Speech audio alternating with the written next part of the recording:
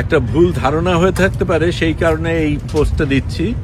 কারণ অনেকের ধারণা যে এখানে আমি এই নৌকা করে যাচ্ছি এই যাত্রায়, কিন্তু সেটা হচ্ছে না। আপনারা দেখতেই পাচ্ছেন আমার হাতে একটা স্লিং রাখা আছে।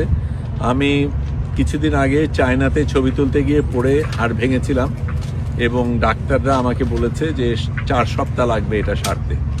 কাজেই ইচ্ছা থাকা সত্ত্বেও এইবার এই ভ্রমণে আমি যাচ্ছি না, এই নৌকায় আমি যাচ্ছি না।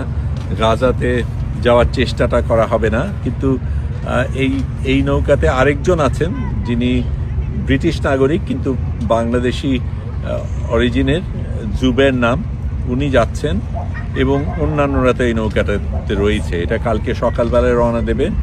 কিছুদিন আগে আইডিএফ আরও 23টা জাহাজ যেটা গিয়েছিল সমুদ্রের মাঝখানে সেটাকে অপহরণ করেছে এবং সেখানে যদিও কয়েকজনকে ক্রিটে ছেড়ে দিয়েছে, 2জনকে কিন্তু তারা ধরে নিয়ে গেছে এবং তাদের মুক্তির জন্য আমরা এখনো আন্দোলন করছি।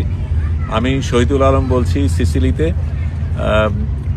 আমি আকসা বাংলাদেশ এই নৌকাতে দাঁড়িয়ে কথা বলছি। এটা বাংলাদেশিদের অবদানে এই নৌকাটা, অন্যান্যরাও ছিল বাংলাদেশি এবং আকসার মানুষদের অবদানে এই নৌকাটা কেনা হয়েছে এবং সেই নৌকা বাংলাদেশকে প্রতিনিধিত্ব করছে।